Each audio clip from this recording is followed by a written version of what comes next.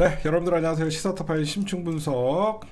네, 일요일 방송 11월 23일 일요일 방송 시작하도록 하겠습니다. 네, 먼저 우리 이재명 대통령 지금 외교 한창 해외에서 우리 실용 외교 펼치고 있는데 당연히 이재명 대통령 얘기부터 하도록 하겠습니다. 이재명 대통령이 이제 나토랜다 G20 정상회의에 이제 참석을 하셨잖아요. 현재 남아공에서 열리고 있는 거 여러분들이 다 아실 겁니다. 제가 왜 이거를 제일 처음에 뽑았냐면 WTO 기능 회복을 하자라고 얘기를 합니다. 지금 오늘 여러분들 굉장히 특이한 게 있어요. 정상 선언이 이루어졌어요. 이것도 G20 국가들이 반대를 하면 안 되는데 G20에 있는 국가들이 다자주의를 재확인했다라는 게 굉장히 중요한 의미입니다. 다자주의. 이거는 미국 지금 트럼프의 어떤 방향과 전혀 반대죠. 그렇죠? 트럼프의 방향과 전혀 반대입니다. 트럼프는 어때요? 무조건 미국 우선주의. 그러나 우리가 이번에 에이펙 정상회담이나 G20 같은 이런 정상회의에서 무조건 다자주의라는 것은 미국의 독주를 견제하는 거거든요. 이건 어떻게 보면 G20에서 다자주의 정상선언이 전격적으로 이루어졌다라는 것은 미국의 압박을 뚫고 G20 국가들이 굉장히 중요한 어떤 성명을 발표한 겁니다. 이거 그래서 그런 의미가 있는 것이고 미국 입장에서는 굉장히 불편한 거예요.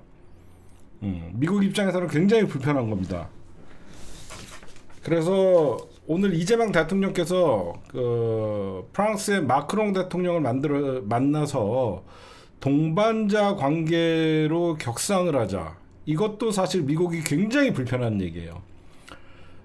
미국과 영국 중에 영국은 거의 미국의 어떤 친위 부대죠. 거의 미국과 영국은 똑같은 국가예요. 거의 미국의 패권에 영국이 뒷받침해주고 그런 사실 대영제국이 쇠퇴하면서 사실 미국의 덕으로 먹고 산다고 해도 과언이 아니에요. 그러니까 프랑스는 좀 달라요. 프랑스는 항상 미국에 반대해 왔어요. 프랑스는 미국과 좀 불편한 관계예요. 근데 프랑스와 우리나라가 동반자적 관계를 격상한다. 이거는 우리가 미국과 우호적인 동맹 관계를 유지하면서도 넓게 실용적으로 다자 외교를 통해서 오히려 우리나라가 프랑스와 동반자적 관계가 격상되고 여러 나라와 이재명 정부가 굉장히 다자주의의 어떤 적극적인 선도 국가가 되면 미국의 압박을 함부로 할 수가 없는 거예요. 그래서 이재명 대통령은 언제 변할지 모르는 트럼프의 압박을 다자주의 그리고 전 세계의 어떤 정상들의 공동 대응 이런 걸로 막아보겠다는 겁니다. 굉장히 중요한 것이고 그 다음에 독일 총리와의 어떤 회담에서는 독일의 통일 노하우를 배워야 된다. 독일의 통일 노하우를 배워야 된다. 이거는 이재명 대통령의 한반도의 어떤 통일 구상 이런 것들이 들어가 있는 거예요. 그래서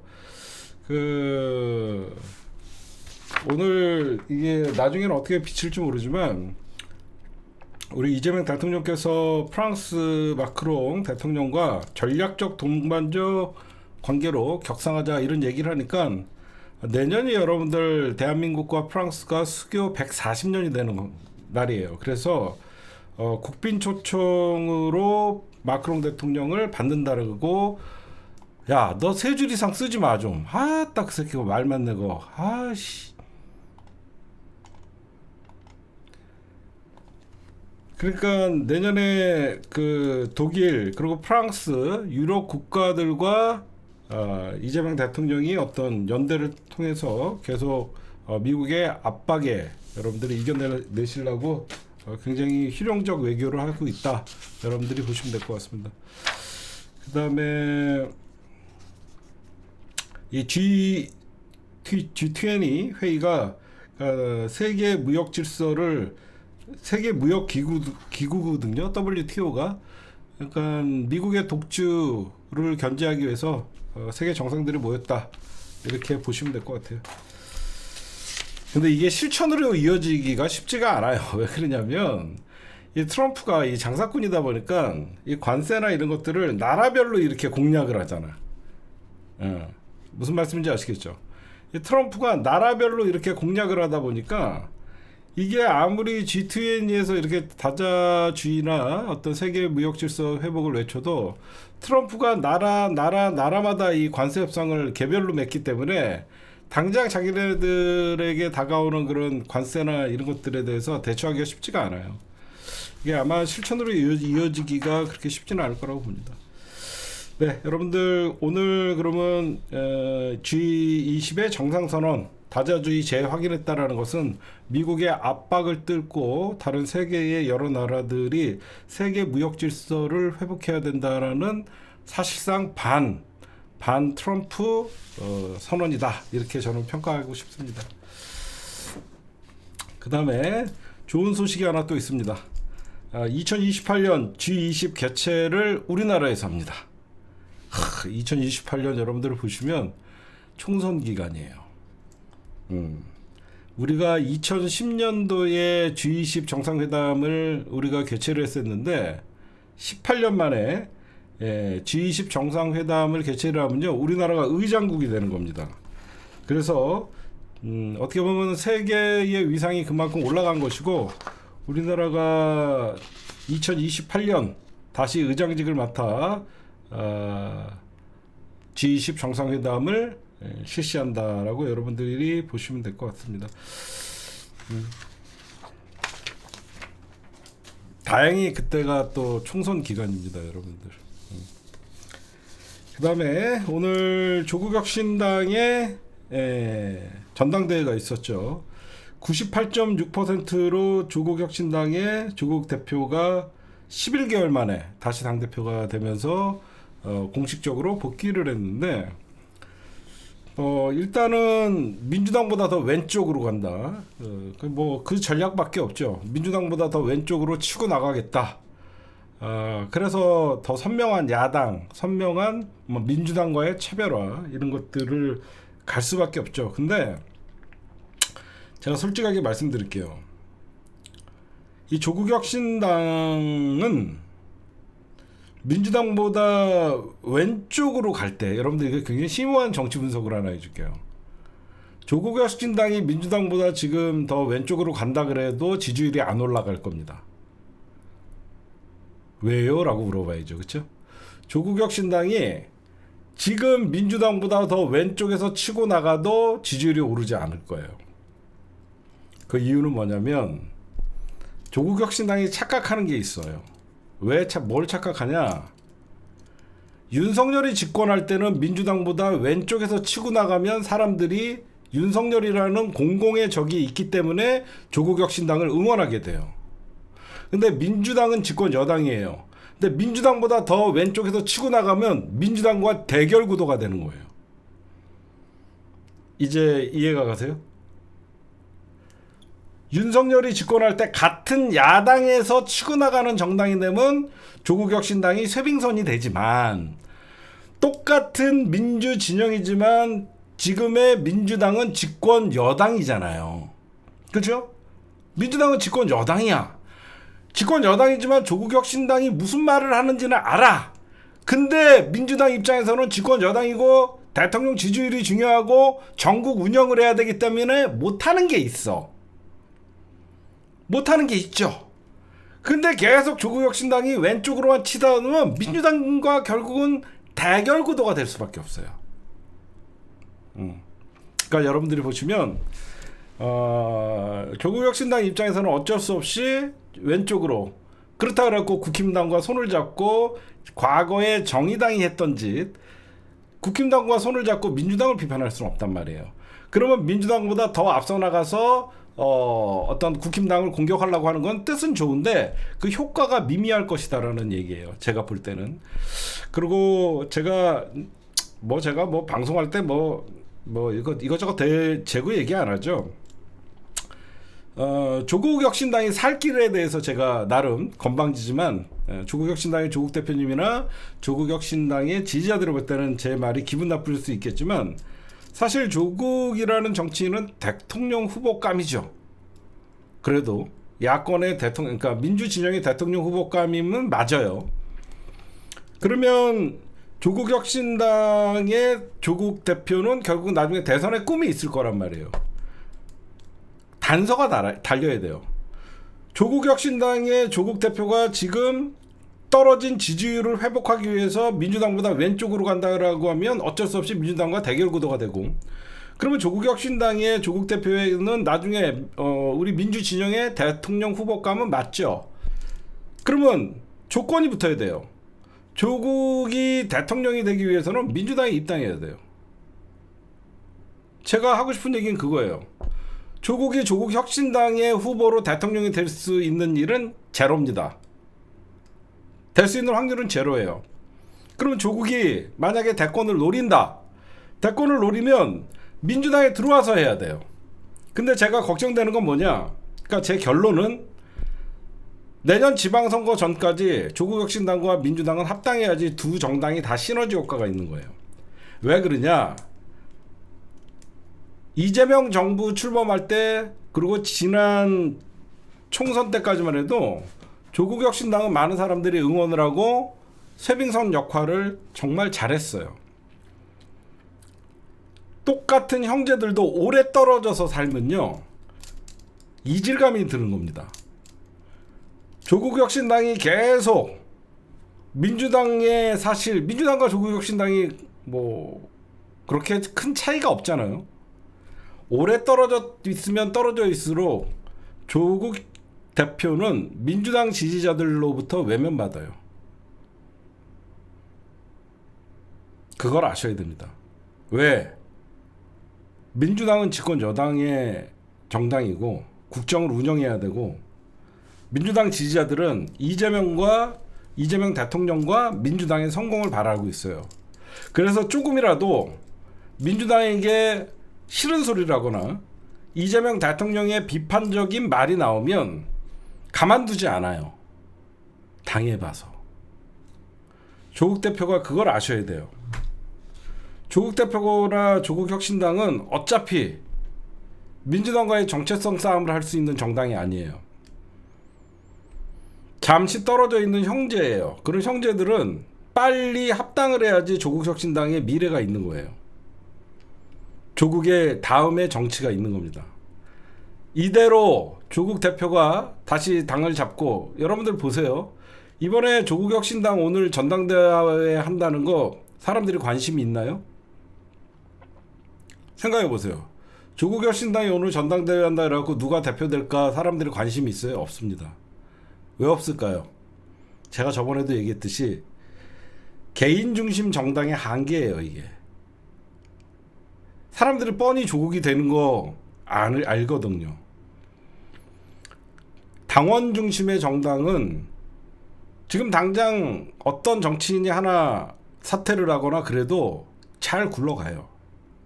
조국혁신당은 개인 중심의 정당이기 때문에 조국 대표가 전부예요.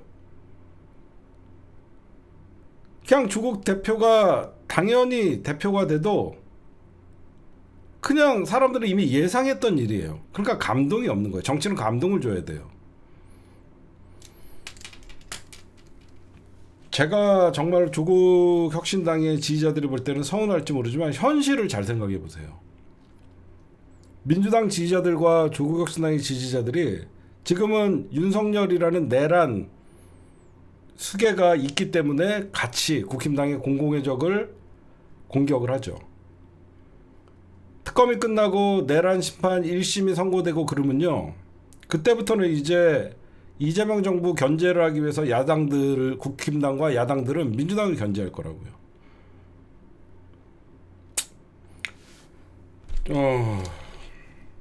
저는 조국혁신당이 자존심을 좀 누그러뜨리고 민주당과 합당을 해야만 미래가 있고 민주당도 부담스럽지 않은 거예요. 호남을 두고 경쟁한다는 자체가 민주당 지지자들은 점점점 조국이라는 정치인을 미워하게 되는 것이고, 조국을 지지하는 조국혁신당의 지지자들과 결국은 민주당 지지자들이 싸움이 나는 거예요. 보이지 않는 분열이 계속 지금 진행되고 있는 겁니다. 아마 조국 혁신당 지지자들은 민주당이 되게 미울 거예요. 여러 가지 면에서.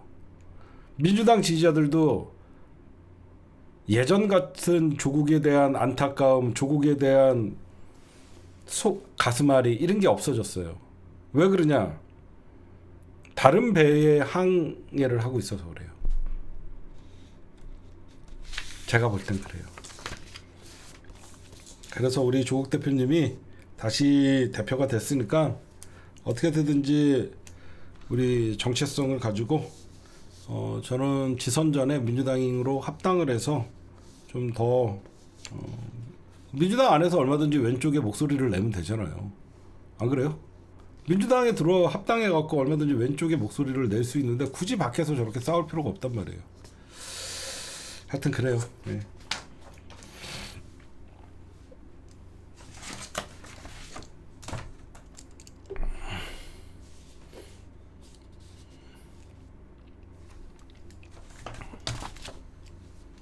특검 얘기 좀 할까요?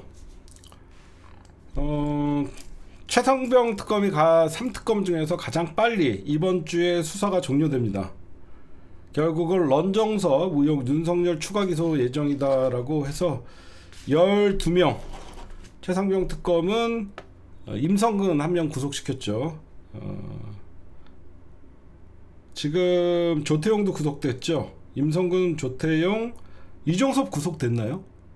하여튼 12명을 기소를 하고 특검이 아마 이번에 마치 150일간의 오는 28일 이달 28일 날 150일간의 활동을 종료를 합니다.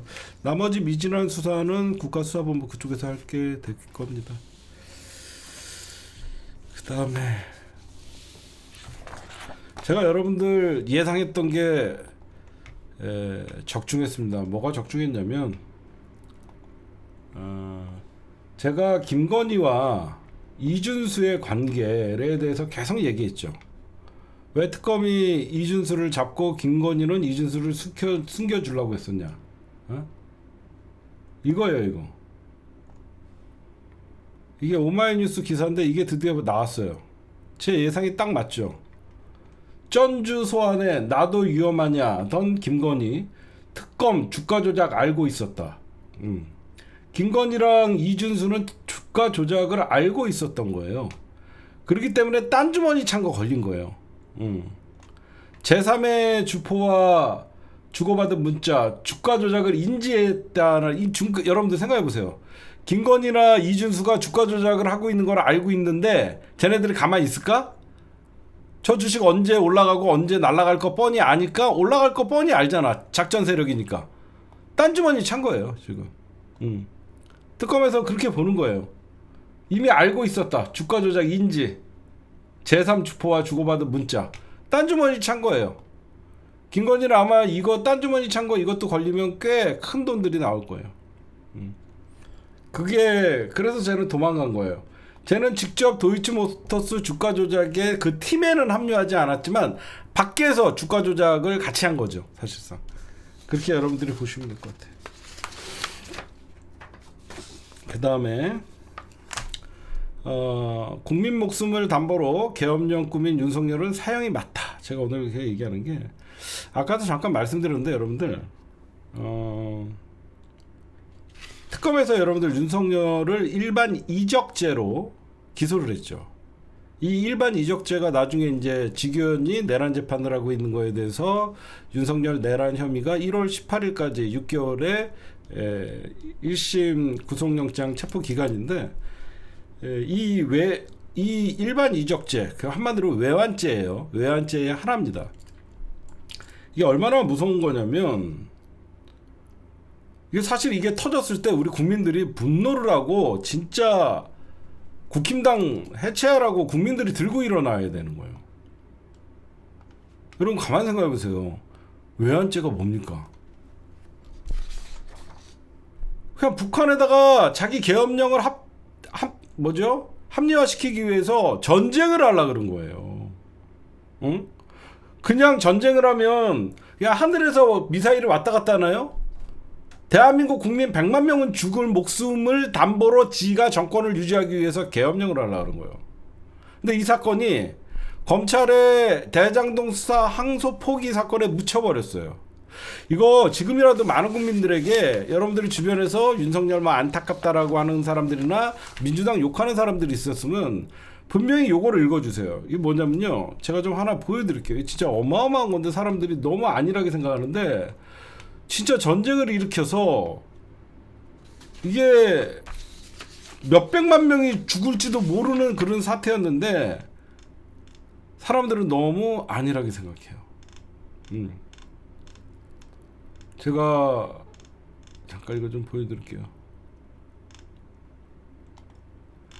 여기에서 이게 여러분들 이 외환죄의 그 검찰의 공소장은요, 보기가 힘들어요. 왜 그러냐면 여기에는 어마어마한 군사 비밀들이 들어져 있지 않겠습니까?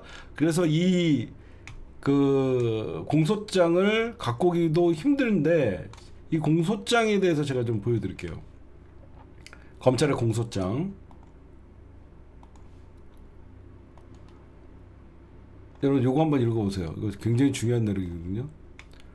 피고인들은 비상계엄을 선포하기 위해서는 전시, 사변 또는 이해에 준하는 국가 비상사태로서 군사상 필요 또는 공공의 안녕질서 유지를 위해 우리 군 병력이 투입이 필요한 상황 또는 적어도 그에 준하는 상황의 발생이 선행될 필요가 있다고 생각했다. 이러한 비상계엄 선포의 법적 요건을 작출함과 동시에 비상계엄 선포를 위해 명분 및 정당성을 확보하기 위해 정전 상태에 있는 북한을 자극하여 우리 군과 국민에 대한 무력 또는 이에 준하는 수준의 도발을 유도하고 남북 간 군사적 긴장 관계를 고조시키는 등의 방법으로 국가적 비상 상황을 조성하기로 마음먹었다. 자기 여기 나오잖아요. 특검에 이게 비상계엄을 선포하기 위한 명분으로 이에 준하는 전쟁을 일으키려고 했다라는 거예요.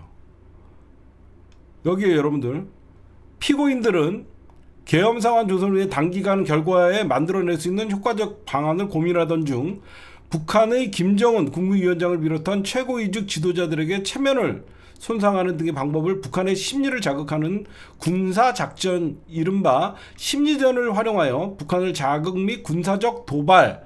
여러분들, 북한이 만약에 우리나라한테 군사적 도발을 하면 그냥 우리나라가 김정은이가 저쪽 원점 타격을 하려면 저쪽은 우리나라한테 미사일 쏘면 국가적 안보 조성하기로 했다.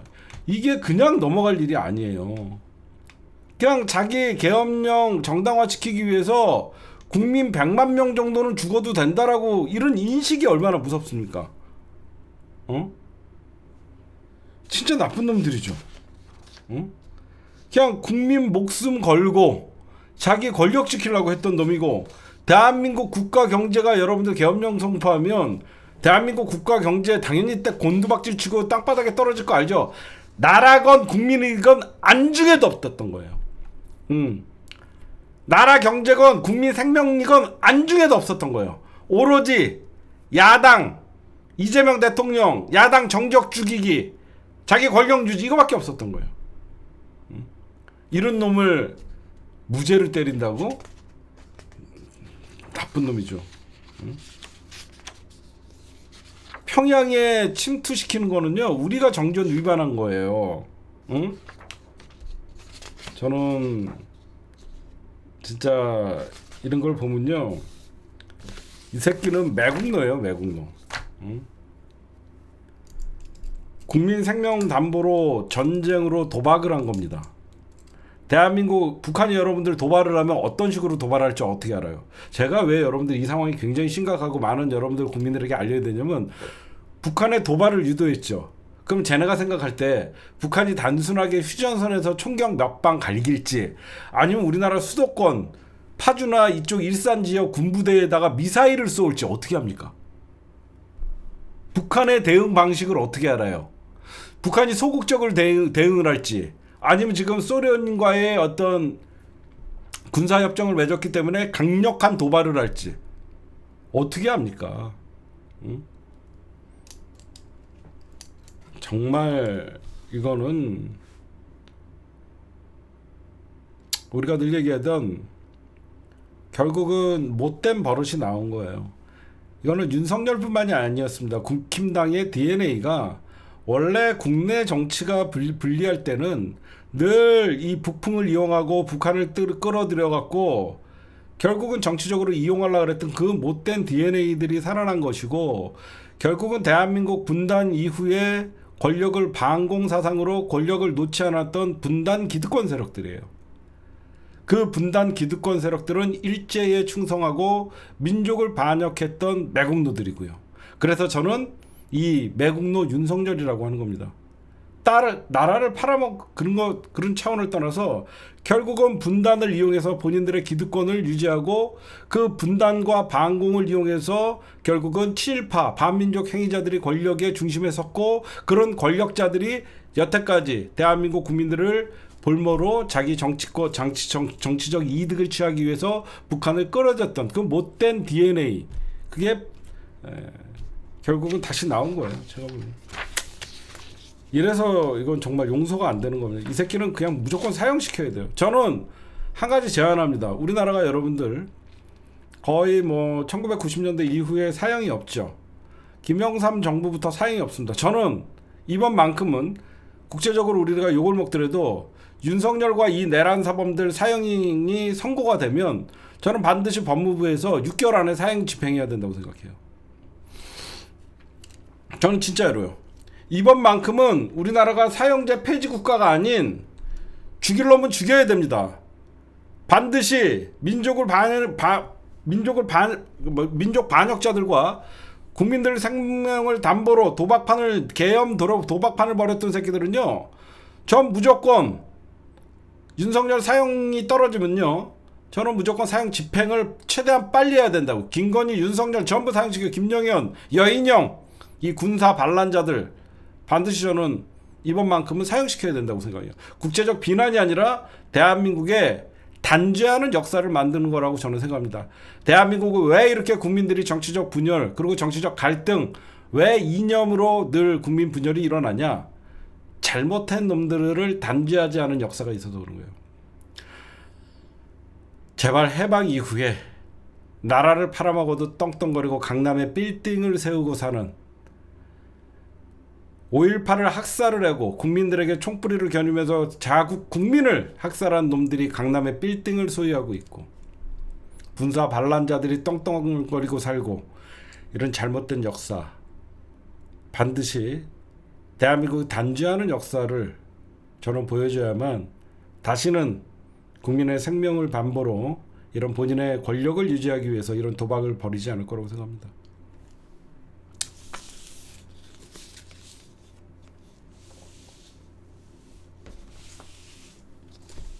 그 다음에 국힘당 얘기하고 2번은 2부에서 얘기할게요. 지금 국힘당의 지자체장 중에서 처음으로 부산의 박형준이가 국힘당은 국민께 계엄을 사과해야 된다. 지금 국힘 소속 지자체 발언이 처음 나왔습니다. 이게 왜 나오냐? 결국 여러분들, 과거에는 부산은 자기네 일명 나와바리였죠. 선거가 다가오면 다가올수록 장동혁은 수세에 몰리게 돼 있습니다. 지금이야 아직 선거감이 안 오기 때문에, 위기의식이 없기 때문에 지자체장 후보들이나 내년 지방선거에 나오는 시의원, 구의원, 도의원들이 조용한 겁니다. 결국은 여러분들 선거가 다가오면 다가올수록 지방선거에 나오는 후보들은 윤석열과 단절하고 결국은 내년 중도층을 끌어들이지 않으면 선거에 다 지게 돼 있어요. 제가 보면 박형준의 엄살은 이제 시작이다. 이제 모든 지방선거에 나오는 후보들은 윤 어게인과 단절하라는 장동혁에게 주문이 강하게 들어갈 거예요. 그러다 보니까 여러분들 제 방송 보시면 장동혁도 그걸 알죠. 뭘 알겠어요. 장동혁이가 여러분들 국힘당에 기반이 있습니까? 뭐가 있습니까? 아무것도 없죠. 지금 장동혁은 국힘당의 우리 입장에서는 최상의 후보예요. 최상의 대표예요. 근데 국힘당 입장에서는 최악의 대표예요. 왜? 장동혁이가 정치적 기반만 있었어도 윤석열과 여러분들 진작 단절을 했겠죠. 장동혁의 정치적 기반이 윤어게인이기 때문에 윤어게인과 단절을 하면 자기가 당대표를 수행을 못해요. 그러다 보니까 여기저기서 계엄에 대해서 사과하고 윤석열과 단절을 하자라고 얘기가 나와도 국힘당에서는 오히려 사죄할 건 이재명이다라고 하면서 프레임 전환을 시도하는데 이게 안 되는 겁니다. 그러니까 어떻게 해요? 오히려 국힘당에서 장동혁 띄우기로 나가는 거예요. 지금 여러분들 국힘당에서 지금 주말마다 지금 전국을 돌면서 유세를 하고 있는 저기 국민대회를 하고 있어요. 응? 어제 경남 창원에서 토요일날 국민대회를 해요. 얘네들 지금 1년이 다 돼가는 이 불법 계엄인데 당연히 사죄하고, 왜 그러냐면 1월 2월이면 이 내란 사건에 대해서 이제 1심 선고들이 나온다고요. 1심 선고들이 나올 때까지는 얘네들은 버티겠다는 거예요. 1심 선고가 나온 이후에는 그렇다 그렇고 지네가 사법부를 공격하지 못할 거 아니에요. 그때 태세 전환을 할지. 지금은 계속 12월 3일이 되면 장동혁이가 취임 100일이 되거든요. 그러면 취임 100일 기자회견 또는 어떤 취임 100일 메시지가 나올 거라고요. 근데 장동혁은 주위의 목소리를 결국은 윤어게인과 함께 갈 수밖에 없는 지금 상황이에요. 윤석열과 단절하고 내란에 대해서 사과하고 주변에서 계속 그렇게 앞으로는 목소리가 그렇게 나올 수밖에 없어요. 근데 장동혁 자체의 지지 기반이 정광훈, 그 다음에 전환길, 그 다음에 극우, 윤어게인 이런 애들밖에 없다 보니까 얘네들을 대착점으로 들면 지방선거 공천권 자체를 휘둘릴 수가 없어요. 장동혁이가 지금 이러지도 못하고 저러지도 못하는 거예요. 그러니까 계속 엇나가는 거죠. 계속 엇나가는 거예요. 그러니까 아예 조선일보나 이런 데서 논평을 보면 장동혁이를 아예 포기하고 한동훈이를 띄우려고 하잖아요. 지금. 그래서 조갑제나 조선일보, 조갑제 나름 전통 극우들, 전통 뭐라 그래야 되나? 전통 부패 세력들은 한동훈이를 띄우려고 계속 노력을 하는 거예요. 그러니까 얘네들이 그러니까 윤석열 1심 재판이 나올 때까지는 아마 이대로 갈 거예요. 그래서 어떻게든지 저는 사실 개인적으로는 여러분들에게 아마 제 예상이 맞을 겁니다. 사람들은 지금의 장동혁이가 내년 지방선거를 이끌 거라고 생각하는데 장동혁이 내년 지방선거 못 이끕니다. 지금이야 윤어게인이나 그 극우들이 국힘당 아직 1심 선고가 됐기 때문에 뭐 이재명 재판, 이재명 대통령의 재판, 윤어게인 뭐 이렇게 같이 하면서 나름 싸우지만 국힘당이 선거를 앞두면요 굉장히 무서운 정당이 돼요.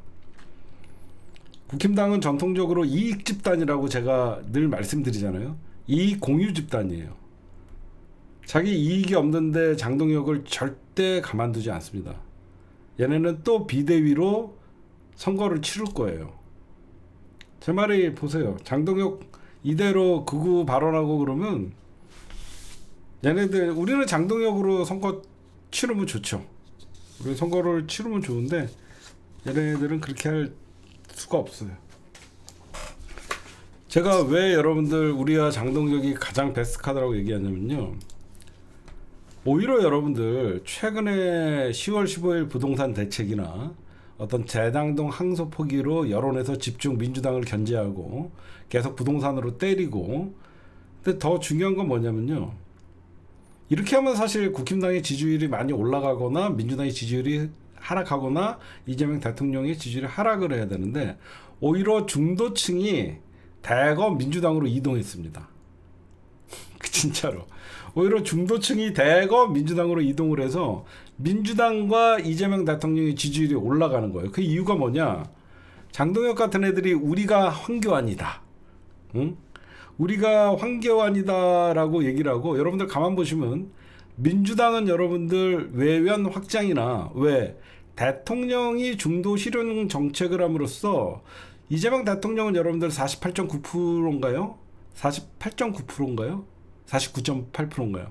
이재명 대통령이 당선된 것보다 10%의 지지율이 더 나온다는 건 중도가 이재명 대통령을 지지한다는 거잖아요. 그렇죠? 보세요. 이재명 대통령은 50% 미만으로 당선됐어요. 근데 이재명 대통령 지지율이 60%를 상회하잖아요. 49.4예요. 이재명 대통령의 지지율이 60%를 왔다 갔다 하잖아요. 그럼 중도의 10%가 대거 이동을 했고, 오히려 부동산이나 대장동 이걸로 얼마든지 민주당이 공격거리가 됐음에도 불구하고 왜 국힘당은 반사이득이 없냐? 이런 아직도 우리가 황교안이다. 이런 연병들을 떠니까 중도층을 따라잡을 수가 없는 거예요. 선거는요, 제가 늘 말씀드리지만 백공식이라는 게 있죠.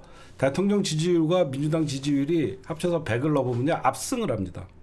지금 대통령 지지율 60% 언저리에 있죠. 민주당 40% 훨씬 넘죠. 대통령과 합치면 100이 훨씬 넘어요. 국힘당 어때요? 단독으로 20%죠. 100대 20이 나오는 거예요. 지금은 대통령의 힘이 가장 셀 때라서 정당, 여러분들 요거 보셔야 돼요. 민주당 지지율과 국힘당, 만약에 민주당 44%, 국힘당 22%죠. 그러면 민주당이 그냥 더블 스코어로 이긴다 이렇게 생각하죠. 아닙니다. 따따블이 되는 거예요. 대통령 지지율이 빠져 있는 거예요.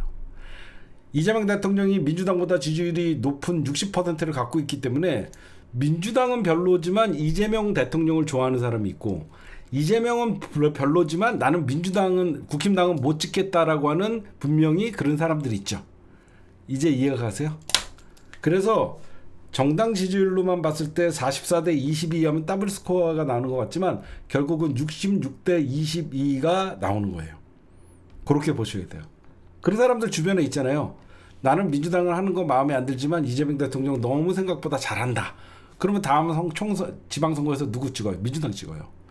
나는 이재명은 예전부터 좀 마음에 안 들었는데 국힘당이 너무 싫어서 나는 항상 투표할 때 민주당 기다. 이런 그럼 교집합으로 돼 있는, 그러니까 또 이런 나눠지는 사람들 있잖아요.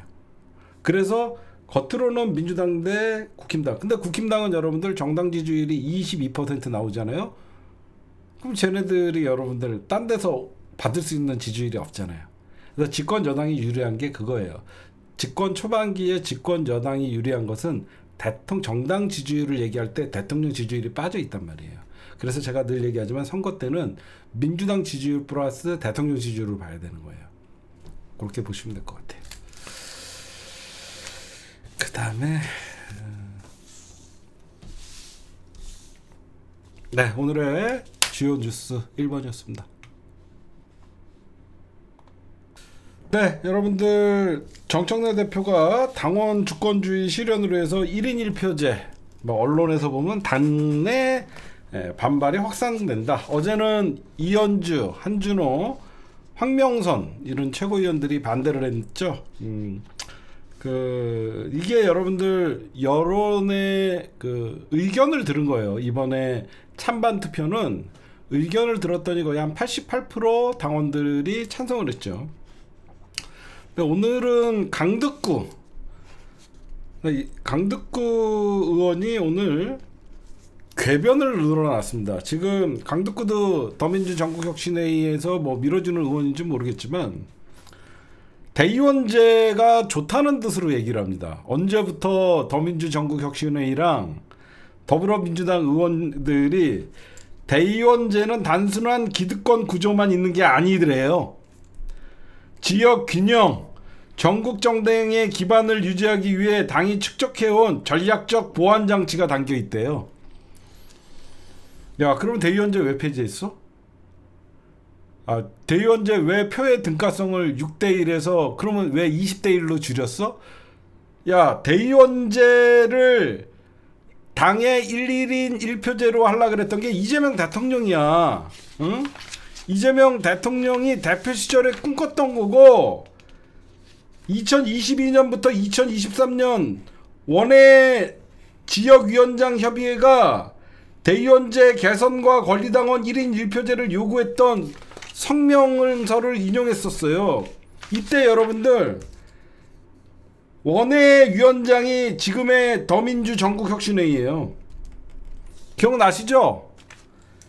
더민주 전국혁신회의가 이때만 해도 대의원제 개선하자, 권리당원 1인 1표제를 요구했던 인간들이 정청래 당대표가 되니까 이제 대의원제가 오히려 전국정당을 만드는 기틀이 된다.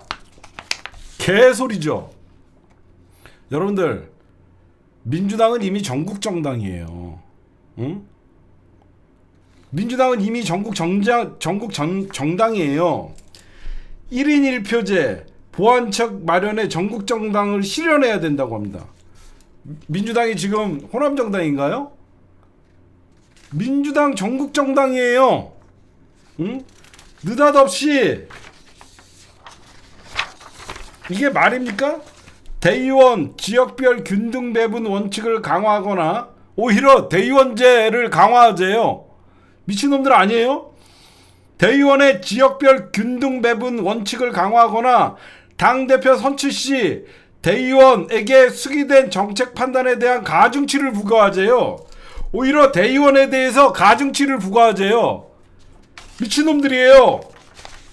지금 이런 더민주 전국혁신회의가 얘네들이 왜 그러냐? 제가 얘기했잖아요. 결국은 뭐야? 기초단체장, 광역단체장, 비례의 순위를 지금 어디서 매깁니까? 상무위원회. 상무위원회의 구성은 각 지역별로 다 나눠져 있어요. 각급 상무위원회. 그러니까 자기네들이 공천하고 싶다는 거야. 기초, 광역, 비례 순위를 과거에는 상무위원회에서 각 지역의 상무위원회에서 했는데 이제는 뭘로 바꾼다? 권리당원이 100%로 기초의원, 광역의원, 비례대표 순위를 매긴다고 하니까 자기네들 앞에 늘 손발 자기네 조직의 힘을 발휘하고 막 그랬던 애들이 당원들의 목소리만 들어야 되니까 얘네들이 반대하는 거죠. 응? 제가 딴 거 같으면 이렇게 하면 난리치지 않아요. 이게 말입니까? 이거 이재명 대통령이 실현하려고 그랬던 거 정청래 대표가 이어서 하니까 이재명 당대표 시절에는 대의원제 개선의 요구를 하자라고 지랄하더니 이제 이재명 대통령 되니까 얘네들이 마음이 바뀐 거죠. 우리가 이재명을 만들었다. 그러니까 우리가 각 지역의 친명 저민주 전국혁신회의가 지방 그 선거에서는 공천권을 가져가야 된다. 연병들 하고 앉아 있네요. 이게 여러분들 우리는 의견으로 88%의 찬성을 보여줬죠. 이게 여러분들 24일 내일이죠. 내일 당무위원회를 통과해야 되고요. 28일 중앙위를 열어서 각각 이번 당원 당규 개정안을 의결해야 되는데 만약에 중앙위에서 이거를 부결시킬 가능성이 높아요. 중앙위가 한 500명 정도 되거든요. 중앙위 위원은 500명 정도 돼요. 어떤 사람들이 되냐면 현직 국회의원들, 현직 지자체장, 그러니까 현직 국회의원들과 지역위원장들 플러스 기초단체장들 거기에다가 고문들 한 500명 정도가 돼요. 현직 국회의원들은 여러분들 자기네들이 여태까지 시의원, 구의원, 도의원 지네가 공천했어요. 근데 당원들에게 맡기면 자기 사람을 심지를 못해요. 한마디로 더불어민주당이 이것 때문에 늘 개파 싸움이 났고 늘 이것 때문에 민주당이 기득권이 존재했었습니다. 사실 이번에 당원 1인 1표제는요 민주당의 기득권 청산이에요. 응? 정청래 대표가 당원에게 모든 주권을 돌려주자는 게 무슨 정청래의 다음 포석이에요. 응?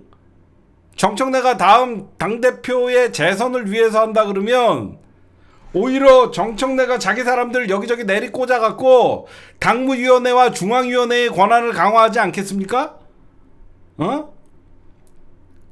안 그래요? 오히려 정청래가 다음 당대표 연임을 하고 싶으면 당무위원회와 중앙위원회에 자기 사람들을 내리꽂아갖고 지역위원장 다 교체하고 그게 쉽지요. 어? 제가 이거는 좌시하지 않을 거예요. 더민주 전국혁신회의 이제는 기득권으로 전락해서 더불어민주당의 완전한 반개혁 세력들입니다. 이재명 당대표 시절 수박들과 싸울 때는 열심히 싸우고 민주당의 개혁을 외치던 자들이 이제는 당원 1인 1주권 시대에 찬물을 끼얹고 오히려 당의 개혁을 반발을 하면서 반대를 하고 있어요. 역행하고 있는 겁니다. 응? 오히려 이재명 대통령의 꿈을 이재명 대통령 8.1을 하면서 응? 민주당이 지금 전국 정당이 아니라고 생각하는 사람 있어요? 아직도 느닷없이 민주당의 전국 정당 완성을 위해서 이게 무슨 말이냐면 민주당의 당원이 호남의 비중이 크다는 겁니다. 여러분들 더불어민주당에서 민주당이 호남의 비중이 30% 조금 넘어요.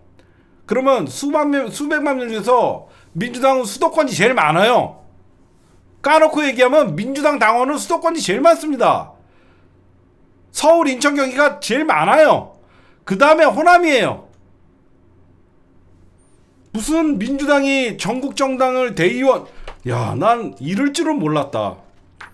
아무리 정청래가 싫어도 이 더민주 전국혁신회의가 뒤에서 당대표 흠집내려고 대의원제를 강화하고 상무위원회를, 야, 미친 거죠. 응? 2023년 11월 27일 이재명 대통령 발언을 한번 찾아보십시오. 응? 오죽하면 정청래 의원이 응?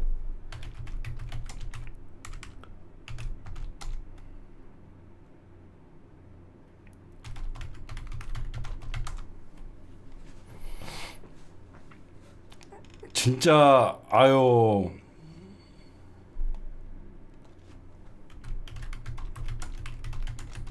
여러분들 우리가 진짜 이재명 대표님 시절에 1인 진짜 대의원제 이거 얼마나 60대 1, 70대 1이었던 대의원 표를 진짜 어떻게 바꿔놨습니까? 제가 보여줄게요.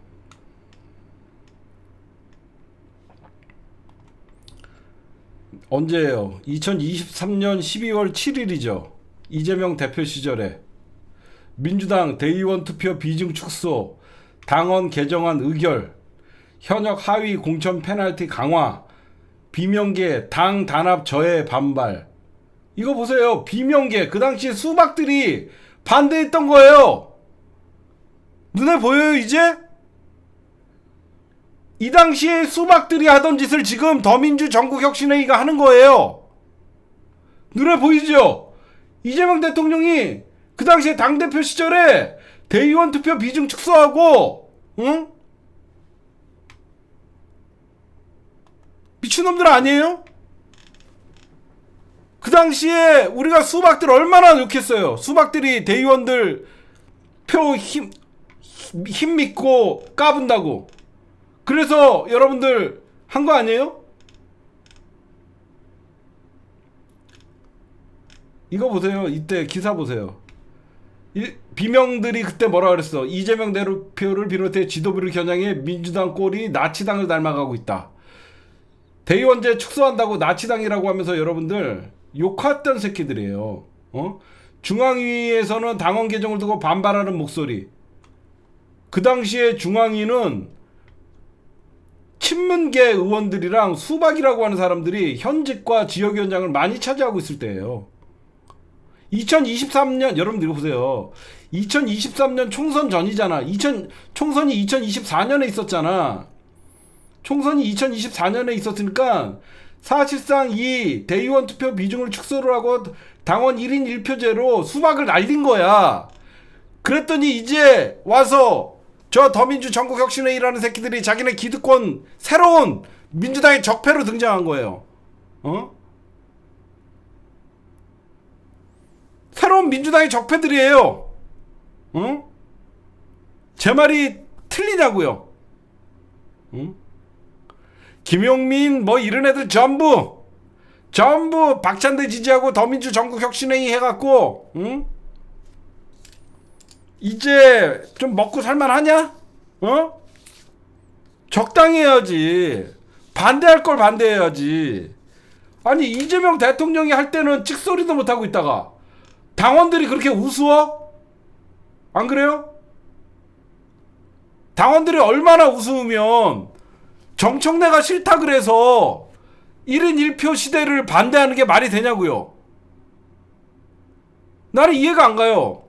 정청래가 싫은 거는 자기네들 개인적인 관계지만 정청래가 딴짓거리를 하려고 하는 게 아니라 당원 주권 시대, 이재명 대통령이 얘기했던 당원 주권 시대 1인 1표제, 완전한 1인 1표제를 만들기 위해서 이번에 당원들에게 의견을 물었고 그 의견을 반영을 해서 당무위원회, 중앙위원회를 통과시켜서 이제는 기초의원, 광역의원, 구의원, 시의원 모든 지방선거에서 권리당원의 의견을 100% 반영하겠다. 이거 아닙니까?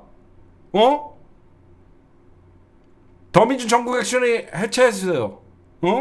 더 이상 민주당의 이 부패 기득권으로 자리 잡으려고 하는 더민주 전국혁신회의 명함만 보이면 다 찢어버리세요. 이 새끼들 이거. 정신 차려야지 전부. 더 이상 뭘 한다고 니네가 이재명 당대표 지키고 대통령 만들었으면 찌그러져 있든가. 선거 때만 되면 지랄들이고. 쟤네들 꿈이 뭐예요? 박찬대 바지 당대표 만들어갖고 지네가 마음대로 지방에서 더민주 전국혁신회의가 각 지방의 시의원, 구의원, 더민주 전국혁신회의가 심어갖고 전부 자기네들이 전국을 장악을 해갖고 시도당 위원장들 자기네들이 차지하고 그래서 2028년 총선 공천권 가져가려고 하는 게 니네 꿈 아니야? 내 눈엔 그렇게 보이는데? 지금 그렇게 2028년 총선에 공천권 가져가려고 그러면 전국 시도당을 장악하려고 그러면 시의원, 구의원 지금 지방선거 때부터 더민주 전국혁신회의가 민주당의 시도당 보다 더 파워가 있어야지 사람들이 시도당에 줄 서지 않고 더민주 전국혁신회의에 줄 서갖고 거기서 공천 떨어진다라고 그거 아니야? 나쁜 놈의 새끼들. 진짜 이재명 당대표 때는 찍소리도 못하는 것들이 느닷없이. 여러분들 이거 내가 하나 보여줄게. 11월 27일 이재명 당대표 시절이죠. 경향신문이에요. 이때 어떤 식으로 깠는지 보세요. 왜 이 시점에 대의원 비중을 축소시키냐. 차기에도 친 이재명 체제 유지 포석. 대의원 표 아니 나 혼자 보고 앉아있었네. 이거 보세요. 2023년 11월 이재명 당대표 여기 모습 보이시죠? 민주당 대표 선출 시 대의원 비중 축소하고 왜 이 시점일까?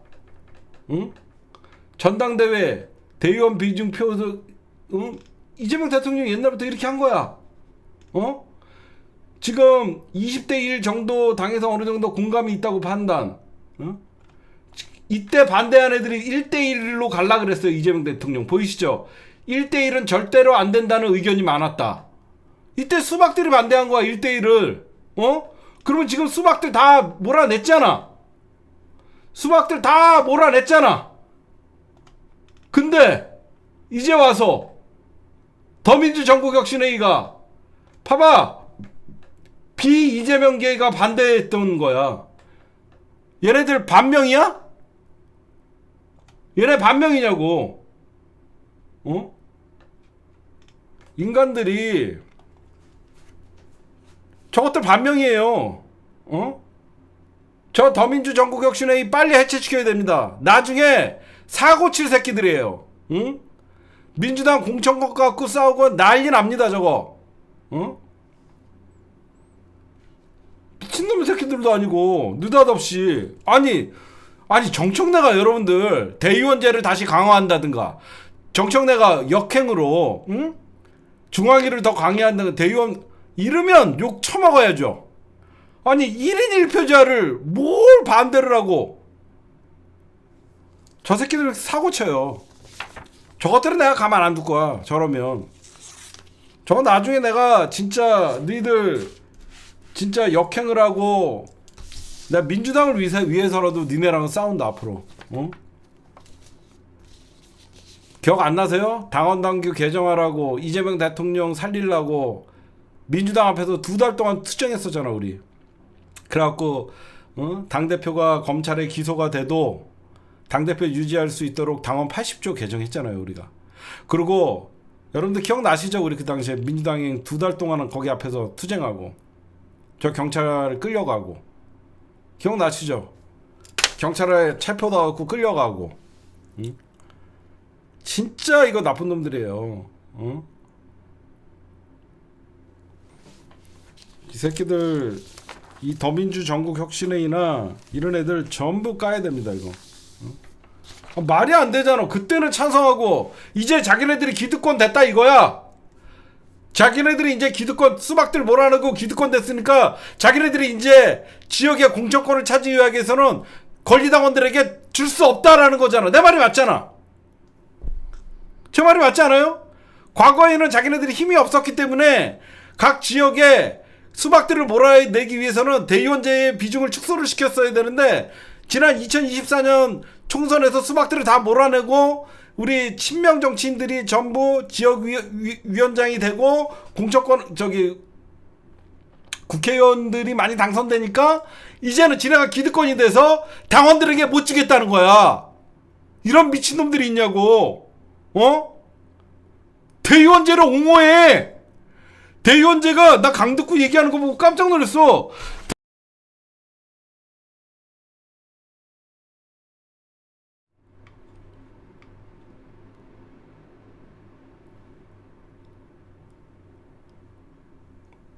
나와요? 제가 뭘 잘못 눌러갖고 흥분해갖고 뭘 잘못 눌러갖고 제가 뭘 잘못 눌러갖고 버퍼링이 생겼어요. 제가 모르고 키보드에 뭘 눌렀어요. 제가 흥분해갖고 키보드를 치다가 갑자기 절전을 눌렀어요. 절전. 제가 절전을 눌렀어요. 죄송합니다.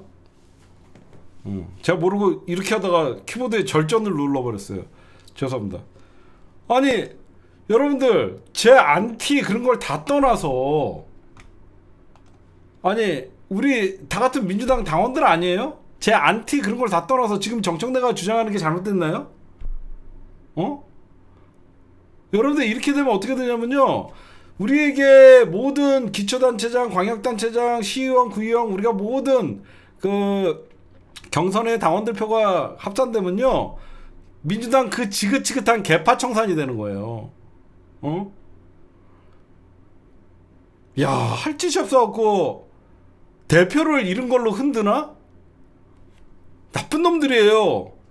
이재명 대통령이 진짜 할라 그래던 당원 1인 1표 시대를 지네가 이제 이재명 대통령 만들었다라고 생각하니까 이것들이 지네 기득권 챙기려고 당원들한테 주권을 안 주겠다는 거야. 제 말 맞죠? 당원들에게 주권 안 주겠다는 거야. 과거에는 수박 몰아낼 때 당원들 이용하고 수박들 몰아내고 이제 자기네들이 기득권 차지하니까 당원들에게 안 주겠다는 거야. 이런 미친놈들이 다 있냐고. 응? 그때 우리 얼마나 이용했어요. 대의원제, 표의 등가성 막 그러면서 더민주 전국혁신회의, 이재명 대통령 지켜야 된다, 당대표 지켜야 된다 같이 싸웠잖아. 막 대통령 만들고 이제 지네가 기득권 되니까 당원들에게 절대 당원들에게 1인 1표제 못 주겠다는 거야. 이게 말이나 되냐고요. 야, 그냥 정청래를 빨리 끌어내려야지. 자기네들이 지네 마음에 드는 사람들, 뭐? 친명 최대의 개파? 야, 친명 최대의 개파는 당원들이야. 당원들이 이재명 지켰지. 너희들은 당원들을 이용했잖아. 제 말 맞지 않아요? 친명 최대의 개파가 더민주 전국혁신회의입니까? 친명 최대의 개파는 민주당에 비가 오나 눈이 오나 이재명 지키고 검찰개혁 목소리 외쳤던 수십만 명이에요. 어? 어디서 이제 와서 민주당의 최대 개파 더민주 전국혁신회의 지랄들하고 앉아있네. 어? 앞으로 더민주 전국혁신회의 여러분들 지방선거에서 명함 들고 다니는 새끼들 보는 자리에서 찢어버리세요. 그런 새끼들. 어? 박수 칠 때 떠날 줄 알아야지. 당원 주권 시대에 반대하는 새끼들이 무슨 나쁜 놈의 새끼들. 응?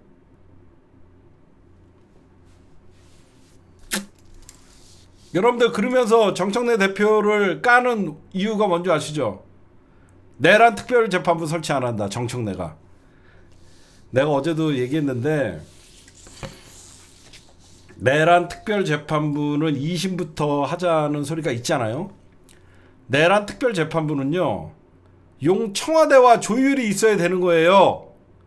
정청래가 혼자 하면 대통령은 속도 조절을 얘기하는데 정청래가 했다라고 하면서 자기 정치한다고 지랄하고, 이런 중요한 사안은요 청와대와 조율 없이 못하는 거예요. 그래서 오늘 전현 의원이 말씀 잘하셨어요. 내란 전담재판부 반드시 도입해야 된다. 2심부터 하자. 청와대와 당정 조율이 필요하다. 당정 조율이 필요한 거예요. 거기에 우상호 정무수석이 있고 강우식 비서실장이 있고, 대통령 정청래 당대표가 자기 마음대로 할 수 있는 사안이 아니에요. 지금 아마 여러분들 제가 하나 예상해 줄까요? 정청래 혼자 내란 재판부 설치한다라고 입법을 하고 밀어붙이면 어떻게 될 줄 알아요? 온갖 조중동과 한경호에서 죽으라고 까겠죠. 정청래, 이재명 따로, 정청래 따로, 자기 정치하는 정청래라고 해서 엄청 깔 겁니다. 안 하면 안 한다고 까고, 하면 한다고 까고. 이 새끼들이 지금 노리는 게 뭐냐? 결국은 이제 중앙위에서 부결시키고 정청래 사퇴론을 확산시켜서 내년 지방선거에 비대위로 지네가 더민주 전국혁신회의에서 미는 놈이 당대표로 밀어서 비대위원장 밀어갖고 공천권 유지하려고 하는 거 내가 다 알지롱. 너네 내 말 맞지? 정청래 내란 재판부 설치 안 하고 뭐 안 하고 뭐 안 한다. 그래서 법사위 김용민, 너 그래서 당대표나 원내대표한테 상의도 안 하고 너 18명 검사장 징계 법안 냈잖아. 너희들 다 같이 움직이잖아 지금. 내가 그렇게 믿던 김용민 의원님, 이재명 대통령 해외 갔는데 꼭 검사장 징계 고발 그때 했어야 돼? 당신들 다 한패잖아. 정청래 몰아내려고 지금 하는 거 내가 모를 줄 알아? 응? 여러분들 생각해보세요. 이재명 대통령 지금 G20 정상회담 갔는데 민주당은 웬만한 거 싸움도 자제하려고 하고 그러고 있는데 느닷없이 원내대표, 당대표 보고하지도 않고, 그게 말이나 됩니까? 봉숭아학당이에요? 법사위원들끼리 상의해갖고 검사장 18명 고발하는 거 이재명 대통령 해외 갔다 와서도 해도 되는 거 아니에요? 제 말 맞지 않아요? 이재명 대통령 해외 순방 갔다 와서 검사장들 어디 도망갑니까? 그때 해갖고 당 지도부랑 무력화시키려고 했던 거 아니에요? 제 말 맞죠? 응? 박찬대 똘마니들 아니야 다?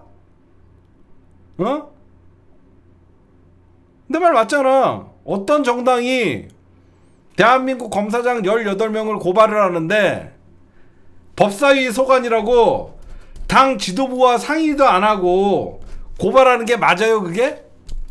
응? 그게 맞냐고요.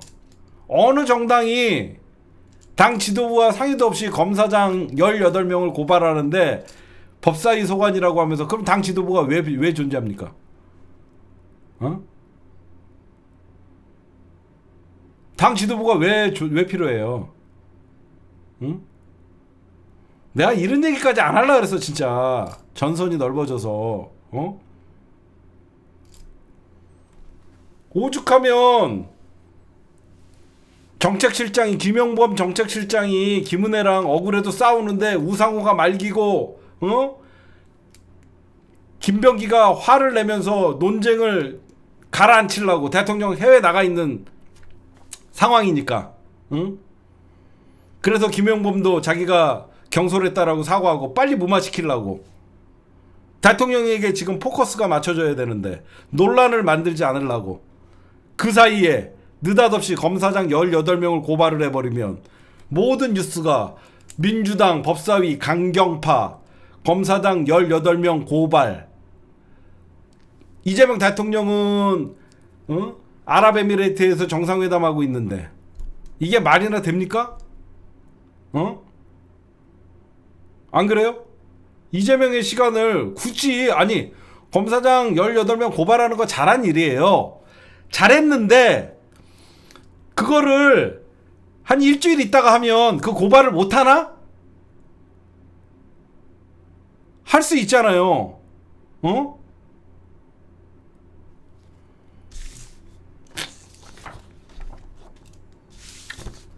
답답해서 내가 진짜, 제발 정치하다가 초심을 잃지 마세요.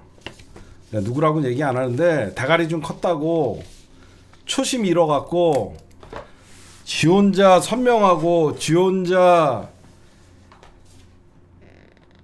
이재명 정부 위하는 척 좀 하지 마세요. 집권 여당이 힘든 게 그런 거예요. 야당일 때는 하나의 목표를 가지고, 정권 타도의 목표를 가지고 싸우면 되는 거예요. 집권 여당은 민주당의 문제뿐만 아니라 대통령의 일정도 고려해서 개혁을 추진해야 되는 어려움이 있는 거예요. 제가 김용민 의원이나 법사위에서 18명의 검사장을 고발했다라는 걸 욕하는 게 아닙니다. 여러분들 오해하지 마세요. 그걸 욕하는 게 아니에요. 왜 하필 이재명 대통령 해외 갔을 때 그래야만 했냐, 그걸 얘기하는 거고. 두 번째, 김용민 의원의 나는 대답이 정말 실망이었어요. 김병기 원내대표가 이런 얘기했죠. 처음 듣는 얘기다. 그 고발한 사람들이 감수하겠지, 이렇게 화가 나서 얘기했죠. 고발한 사람들이 감내해야 될 거다. 그랬더니 김용민 뭐라 그랬냐, 감내하겠다. 적어도 원내대표나 당대표를 인정을 하고 지도부라고 생각하면, 원내대표나 당대표가 불편한 심기를 드러내면 오히려 원내대표랑 당대표에게 상의 드리지 못해갖고 죄송하다라고 얘기하든가, 아니면 따로 연락드리겠다라고 하든가 하지, 원내대표가 자기는 몰라 금시초문이다라고 하면서 얘기하니까, 그러면서 불편한 심기로 그쪽에서 감내하겠죠 라고 얘기했더니 우리가 감내하겠다. 그게 뭡니까 그게? 안 그래요? 그럼 당 지도부가 왜 존재하냐고. 초심 잃으면 안 돼요, 제발. 응? 여러분들 제 말 맞지 않아요? 당 지도부가 왜 존재를 해요? 지금 대통령 순방 기간이니까 만약에 검사장 18명 고발하자라고 하면 정청래가 반대하겠습니까? 김병기가 반대하겠습니까? 당연히 오케이죠. 다만 지금 대통령이 지금 해외 순방이고 외교 일정을 소화하고 있으니까 귀국하고 한 일주일 지난 다음에 하자. 왜? 귀국한 다음에 바로 하면 또 대통령의 순방 성과가 묻힐 수가 있으니까, 갔다 오셔갖고 이런 뭐 MOU 계약을 맺고 이런 전략적 동반 관계를 맺고 홍보할 수 있는 한 일주일 남겨놓고 그 다음에 하면 되는 거 아닙니까? 제가 김병기를 믿으라는 게 아니에요. 좀 그렇잖아요. 당 지도부가 있어야 되잖아요. 당 지도부가 그런 조율을 하고, 그러다 보니까 민주당 의사를 당정 관계에서 또 조율을 하고, 당정 관계를 조율을 하고, 그 당 지도부가 전략적 판단을 하고, 당 지도부가 책임질 건 책임지고, 완전 무슨 봉숭아학당도 아니고, 이거는 법사위 소관이니까 자기네 마음대로 한다?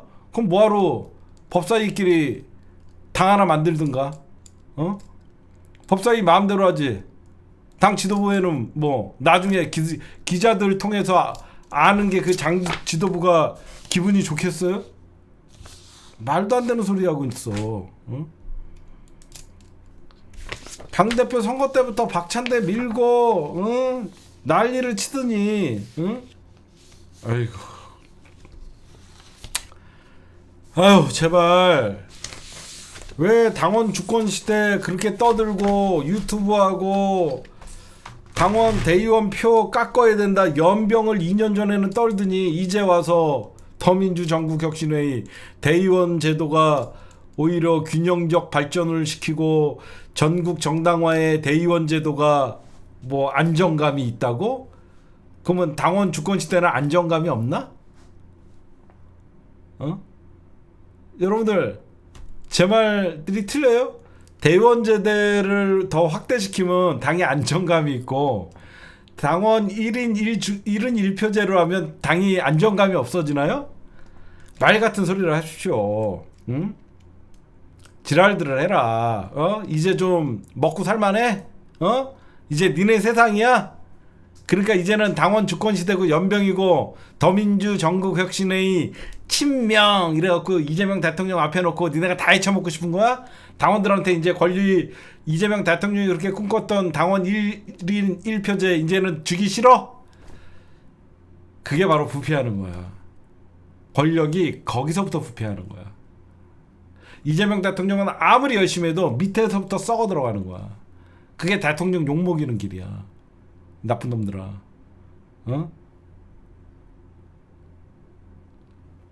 정말 맞죠?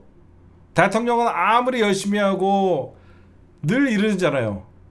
5년간 위임된 권력, 국민이 제일 주권자다. 대한민국 국민이 주권자라고 대통령이 얘기하고, 당의 주인은 당원이다라고 대통령이 얘기하는데, 이제 와서 1인 1표제 반대하는 인간들은 뭐하는 새끼들이냐고. 여러분들 어디 가갖고 속지 마세요. 저는 여러분들 정청래가 잘못하면 정청래 까요. 적어도 이번만큼은 정청래가 욕먹을 일은 아니잖아요. 당원 주권 시대 1인 1표제가 잘못된 건가요? 저는 정청래 잘못하면 신랄하게 욕해요. 아니, 당원에게 공천권을 돌려주겠다는 게 왜 비판받아야 되고 왜 욕을 먹어야 되냐고요?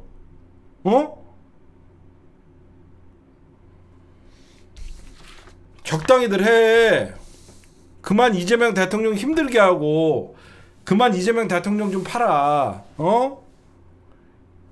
이재명 대통령이 하려고 했던 게 바로 당원 주권 시대예요.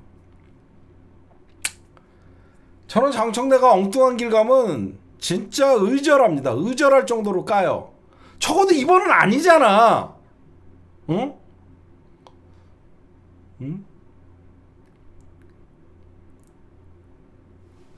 더민주 전국혁신회의 해체하십시오. 당원 주권 시대를 방해하는 자들은 부패 세력들이고 신종 수박들입니다. 민주당의 신종 기득권들입니다. 신기득권들이 내년 지방선거 앞두고 공천권 빨아먹고 결국은 2028년 총선 공천권 가져가려고 하는 더민주 전국혁신회의와 친명파리들. 민주당의 주인은 당원입니다. 정신들 챙기십시오. 너희들 내가 끝까지 이번에 더민주 전국혁신회의 지방선거 할 때 명함 돌리고 너희들 내가 하나하나 다 색출할 거야. 어떤 새끼가 더민주 전국혁신회의 파리하면서 지방선거 돌아다니는지. 더민주 전국혁신회의 명함 꺼내갖고 돌리는 새끼는 무조건 경선 탈락시켜야 됩니다. 그 새끼가 기득권이에요. 응? 그 새끼들 색출하면 됩니다. 네, 죄송합니다. 오늘 진짜 내가 욕먹을 각오로 이렇게 얘기하면 문바, 털바, 청바 하면서 저를 욕하겠지만 저는 민주당을 사랑하는 사람이에요. 그 이상도 그 이하도 없어요. 제 성격 아시죠? 제가 누구 빨아대고 그런 걸 못합니다. 그래서 한평생 이렇게 살아요.